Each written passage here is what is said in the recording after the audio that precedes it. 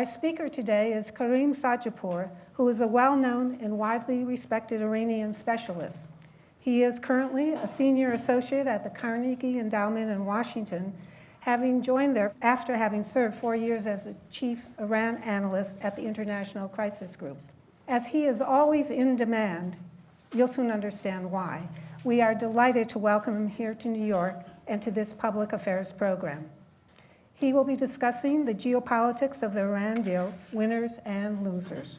One of the challenges in working on the Middle East and working on Iran is that we all tend to have our own ideological lenses. And so oftentimes when I give talks on Iran, I get emails from Iranian friends who say, make sure you tell them about the real Iran. And I say, well, is the real Iran, the country with 2,500-year-old civilization and a vibrant population which is eager to be reintegrated into the international community? Or is the real Iran a repressive government which has per capita the highest rate of execution in the world and which represses religious minorities and women and many members of its population? Well, it's both of those things. I had a friend of mine who was working in the Bush administration years ago, and he said to me that for him, Iran was Qasem Soleimani. Qasem Soleimani is the head of a unit of the Revolutionary Guards, and for people like my father, Iran is Cyrus the Great, or the great poets Hafez and Ferdowsi, and the reality is modern Iran contains many of these things. So I thought that what I'd like to do is talk a little bit about what I see as the near-term winners and geopolitical losers as a result of the nuclear deal. But I'm going to hedge a lot because I think that as we've seen in the Middle East over the years, when major events happen, whether that's the Oslo Accords, the Iranian Revolution of 1979, the Arab Spring, the Iraq War of 2003, when events are happening in real time, we interpret them one way, and we oftentimes interpret them very differently with 5-10 years hindsight, and I think that could be the case with the Iranian nuclear deal as well. But I would say, as of now, one of the great winners, geopolitical winners of the nuclear deal with Iran has been China. China has very strong commercial relations with Iran, very strong energy relations with Iran. And in many ways, China has become to the Islamic Republic of Iran what the United States was to the Shah's government prior to the revolution, the country's most important strategic and economic partner. And years ago, I was invited to China to speak to the Chinese Foreign Ministry, and they asked me to give a 2-hour lecture on U.S. foreign policy toward the Middle East, which I said, I'm trained to speak in 30-second sound bites. Now 2 hours is very long. Anyway, I did as best as I could, and I remember afterwards, I asked the Chinese Foreign Ministry official, I said, well, what about China's foreign policy toward the Middle East, China's strategy in the Middle East? He said, well, China basically has 2 priorities in the Middle East. First, we want to see the free flow of oil from the region. And second, we want to see harmony amongst nations in the Middle East in order to ensure the free flow of oil from the region. So essentially it was one policy. And no matter what happens with the Iranian nuclear deal, I think the fact that Iran is now far less encumbered by economic sanctions, its economy isn't totally reintegrated with the global economy, but the Chinese businesses who want to either buy oil from Iran or sell their products in Iran are far less encumbered. So I would say that China has certainly been a near-term geopolitical winner as a result of the nuclear deal. Now, I would argue that as of now, one of the biggest geopolitical losers as a result of the nuclear deal has been Saudi Arabia. For the last decades in Washington, D.C., there's often been debate about what is the key to U.S. foreign policy in the Middle East. For many years, people said it was the Palestinian-Israeli conflict, that if you want to stabilize the Middle East and bring peace and prosperity to the Middle East, you had to try to resolve the Palestinian-Israeli conflict. In 2003, the Bush administration argued that the road to peace in the Middle East didn't go through Jerusalem, but it went through Baghdad. And they believed by replacing Saddam Hussein with what they hoped would be a secular democratic government that would stabilize the Middle East. And increasingly these days, especially I would argue at the State Department, the biggest hope people have for some type of a regional peace accord or modus vivendi between countries is to try to bring about a rapprochement between Iran and Saudi Arabia. And this is a topic which gets a lot of media attention these days. As you know, there's kind of three parts to the Iran-Saudi rivalry. It's ethnic, Persian Iran versus Arab Saudi Arabia. It's sectarian, Shiite Iran versus Sunni Saudi Arabia. But I would argue it's above all geopolitical. If you look at the bloodiest conflicts in today's Middle East, whether that's Syria, Yemen, Iraq, to a lesser extent Lebanon, Bahrain, they all have elements of the Iran-Saudi rivalry. And I would argue that just like China and Japan are kind of natural rivals in Asia, Iran and Saudi Arabia in many ways are kind of destined to be competitors, but they're not necessarily destined to be adversaries. So despite the fact you often read in the newspaper, and even President Obama used the adjective primordial. He said these are primordial conflicts in the Middle East, implicitly saying that Sunnis and Shiites have been fighting each other for hundreds or 1,000 years, and so it's inevitable that they will continue fighting. I would argue that what's fueling the Iran-Saudi conflict these days is much more geopolitical than it is ethnic or sectarian. On the surface, it appears like it's ethnic or sectarian, but the reality is that when there aren't geopolitical conflicts in the Middle East, Iran and Saudi Arabia have had kind of a cold working relationship. And so I think what happens these days is that the regional conflicts exacerbate the mutual mistrust and hostility between Riyadh and Tehran, and then that in turn further exacerbates the regional conflicts. But one of the reasons Saudi Arabia has been so incensed as a result of the nuclear deal is that since the 1979 Iranian Revolution, U.S. foreign policy toward the Persian Gulf was pretty consistent, and it was premised on kind of two pillars, and that was cooperation with Saudi Arabia and the containment of Iran. And for the first time now in 3-4 decades, President Obama has somewhat challenged that paradigm with the nuclear deal with Iran and with his unprecedented attempts to try to engage the Iranian government. And you can understand Riyadh's perspective in that they believe that the basis of their relationship with Washington, and not just Saudi Arabia, but other Gulf countries as well, it's based on two assessments. One is that the United States needs Gulf countries for energy security to ensure the free flow of oil from those Gulf countries. And second was a mutual concerns about Iran, which the United States and Gulf countries share.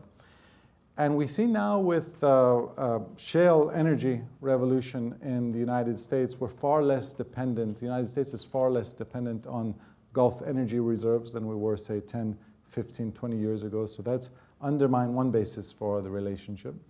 And second, in the eyes of many Gulf countries, there's a belief that the United States is actively trying to pursue a rapprochement with Iran. And so if the United States and Iran are no longer adversaries, if they become friends, what will be the basis of the alliance between the U.S. and Gulf countries? Now, I always tell my friends in the Gulf that I think that they exaggerate the extent to which the United States and Iran are now actively cooperating. There's still tremendous tension and mistrust between the United States and Iran. And I think as long as the government in Saudi Arabia wants to be allied with the United States and the leadership in Iran, namely the supreme leader, embraces this slogan of death to America, there's not going to be major change in this dynamic between Iran, America, and Saudi Arabia. But certainly over the longer term, 10, 15, 20 years, I think you could see a scenario whereby the United States relationship with Saudi Arabia begins to fray a little bit, and as the relationship between Washington and Tehran begins to improve a little bit. But as I mentioned earlier, the Middle East is, when we look at these major events that happen, and most recently this was the Arab Spring, there is this tendency to kind of conflate our hopes and our analysis, what we would like to see happen and what actually happens. So I think that what will be very important in assessing who are the geopolitical winners and losers of the Iran nuclear deal, it will be very important to see how this deal plays out internally within Iran. Because as I said, in many ways, Iran is a country and even a leadership divided. And I thought it's relevant to talk a little bit about Iran's internal political debates. And, essentially, you have a supreme leader, Ayatollah Khamenei, who I would argue is the most brilliant Machiavellian politician in today's Middle East. He's the second longest serving autocrat in the region after the Sultan of Oman. He's been ruling since 1989. And, for the last few decades since he's been ruling, his worldview has been very consistent. And I think an important part of that worldview has been to be faithful to revolutionary principles, to the principles of the 1979 revolution and the vision that Ayatollah Khomeini, his predecessor, had for Iran. And if I had to distill that down to its essence, I would say there's kind of three pillars left of the 1979 revolution. One is the rejection of what they would call US hegemony, so rivalry with the United States.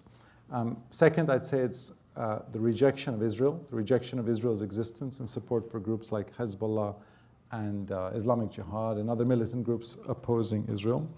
And third, and this is more symbolic than anything else, but it's the veil, the hijab for women. These are kind of, I would argue, for the supreme leader, some of the core principles of the revolution. And I would argue at age 76, he's not likely to really change his worldview. But he has really been challenged over the years. And you now have in Iran President Hassan Rouhani, who I would argue has a very different vision for Iran. He's someone who wants to put the country's national interests before revolutionary ideology. My definition of national interest is essentially that which improves the prosperity and security of your population.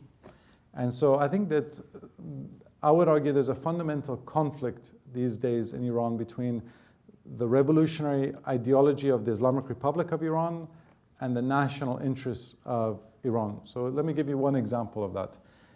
If you are in pursuit of the national interests of your country, forwarding the economic prosperity of your population, then death to America doesn't make a lot of sense as an organizing principle, right? Because you would want to have commercial relations with the most important economy in the world. At a time when you have Sunni radicals and ISIS not that far from your border doing horrific things to their subjects and also to Shiites, having Israel be your number one enemy doesn't make a lot of sense, I would argue, in the context of Iran's national interests. So there's a whole host of things that I would argue President Rouhani and his foreign minister Zarif would do differently if they were really in charge of Iran. But the reality is that power continues to lie with unelected leadership in Iran, the supreme leader, the Revolutionary Guards, and other Byzantine institutions which are loyal to them. And if there's one thing that I've learned over the years in the Middle East is that what oftentimes matters most is not the breadth of a regime's support, but the depth of its support. And what I mean by that is that in Iran, we saw in 2009 popular uprisings in Iran, which were among the largest popular uprisings in the Middle East over the last half decade. And all visitors who travel to Iran come back saying that Iranians are they visit cities like Tehran and Isfahan and Shiraz, and they see this vibrant population which is eager to be reintegrated into the national community, and they say, well, change is therefore inevitable.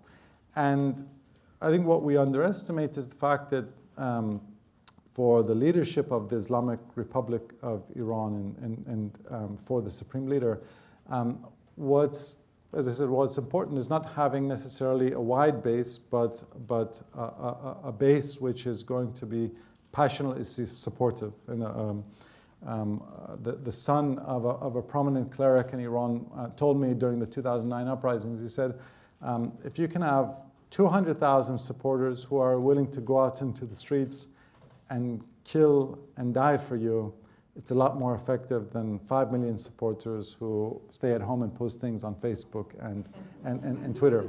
And so I think this is the formula that the supreme leader has figured out, that having this core base, which is very loyal to him, willing to kill and die to keep him in power, keep the system in power, is more important than having mass popular support. As Machiavelli said, it's better to be feared than to be liked. In Iran, you do have a population which I would argue is eager for considerable change, but in 1979 they experienced a revolution without democracy, and I think today they aspire for a democracy without a revolution. They're not willing to go out into the streets and risk their lives for a very uncertain outcome.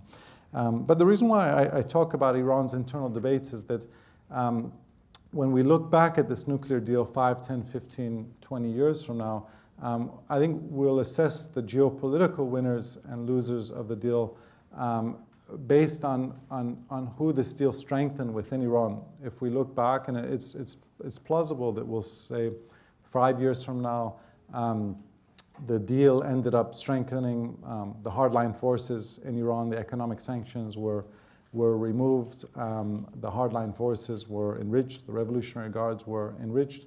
And it allowed them to continue supporting Iran's regional allies, and it allowed them to strengthen the repressive apparatus at home. We'll say, well, then the deal ended up strengthening. The geopolitical winners were Iran's regional allies, whether that's the government of Bashar Assad in Syria, or Lebanese Hezbollah, or Shia militias in Iraq. That's certainly plausible.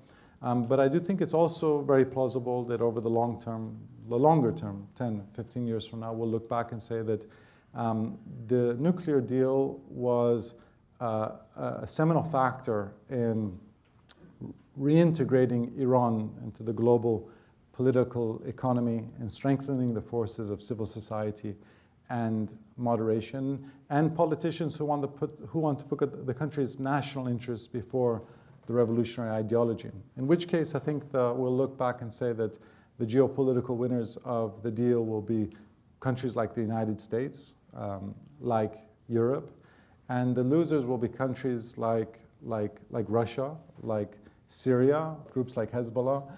Because again, I believe that when Iran starts to put its national interests before revolutionary ideology, a lot of its foreign policies will change. I'd like to ask you a little bit about how you see economics playing into the longer term thinking about who benefits most from the deal. We've had the White House come out and say that they're going to try and make sure Iran can get access to dollars easier than has been the case thus far. We've had some opposition from members in the Senate to that. Given that you see China as one of the big beneficiaries, it seems like the desire to keep Iran within a dollar-denominated economy was at least part of the motivation. Those of you who haven't read Jeffrey Goldberg's long essay based on his interviews with President Obama in The Atlantic, I highly recommend it. But I think this came out of the interview with President Obama, and that he gave the example of Cuba, right? A country which has been economically isolated, politically isolated for 5, 6 decades, and had really stagnated, hadn't changed. And I think that for many people at the White House, perhaps, I would argue President Obama included, there was a belief that continuing to isolate Iran politically and economically, it may help avert its nuclear program, but the prospects for transformation in Iran are greater the more we try to integrate Iran into the global economy and to global politics. And I think this is precisely the reason why some of the hardliners in Tehran are actually not eager to have Iran reintegrated into the global economy. I have a friend now in prison in Tehran called Siamak Namazi, who U.S. educated consultant. He has an MBA from the London Business School, and he could have made an easy life for himself in the United States, but he chose to go back to Iran, and he started an excellent consulting firm called Atya Bahar. And he was telling me years ago that he was being interrogated by someone from the Revolutionary Guards, and he started to defend himself by saying, my firm has created hundreds of jobs for Iranians. We've brought in foreign investment to the country. We've encouraged European and US officials to engage Iran rather than isolate Iran. And he said that the Revolutionary Guardsman who was interrogating him interrupted him, and he said, "You seem to misunderstand what our problem with you is." And he said, "Well, what do you mean?" He said, "Well, the problem is that you guys, meaning you Western educated English-speaking Iranians who controlled the country before the revolution, now want to take it back from us. We're not going to give it back to you." And so this is one of the challenges in our dealings with Iran, that you have some of these hardline elements who are deeply entrenched. These guys worry that in a globally integrated economy where you have Apple and Shell and Total and big international players competing in Iran, they could be swept out. And so I think this is going to be one of the fundamental challenges, which will, in my opinion, probably take many years to play out in Iran, because as eager as private sector companies are to do business in Iran, it's still a country which has still rife with corruption and mismanagement.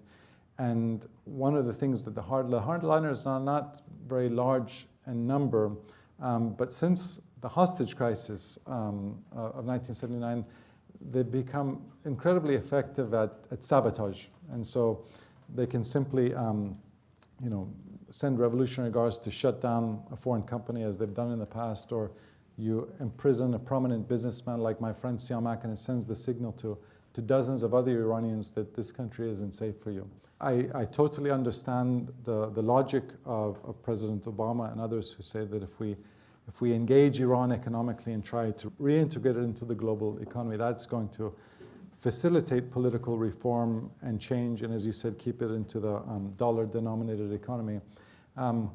But at the same time, you can understand the perspective of those hardline forces in Tehran who actually fear an integrated Iran, and for that reason prefer to deal with countries like China and Russia, who aren't going to lecture them about human rights and transparency and corruption. As the last question, could you imagine how Cyrus the Great, who was willing to accept many people and who was called the Great because he was a great statesman, how would you feel about Iran now? So, I think that, as you said, Cyrus the Great, when he ruled over the Persian Empire, the vast majority of the subjects of the Persian Empire weren't Persian.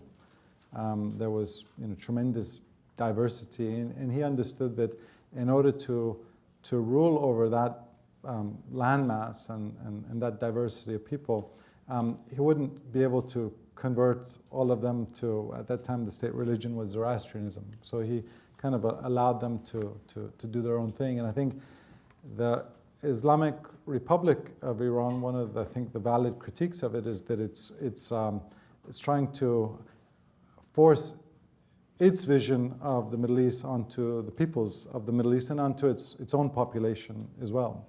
And I think that it can do that using coercive power, but there's going to be, I think, an inevitable backlash towards that. And I think that Cyrus the Great would also frown upon the Islamic Republic's slogans of death to America and death to Israel. I don't think he would be happy with that. And Cyrus the Great, having come up with the first what they call the cylinder of human rights, probably would not be proud of Iran's human rights record today.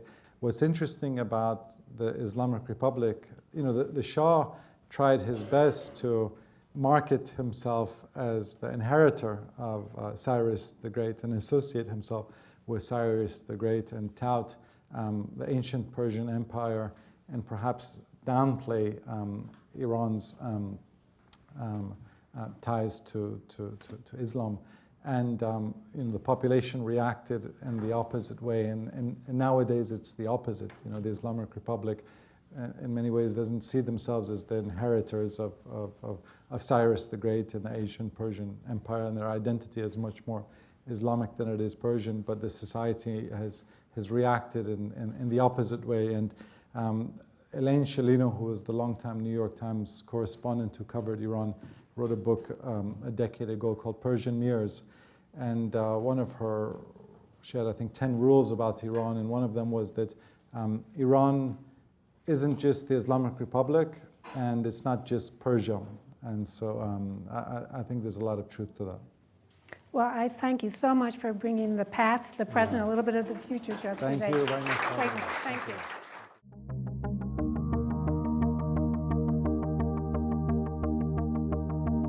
For more on this program and other Carnegie Ethics Studio productions, visit carnegiecouncil.org. There you can find video highlights, transcripts, audio recordings, and other multimedia resources on global ethics. This program is made possible by the Carnegie Ethics Studio and viewers like you.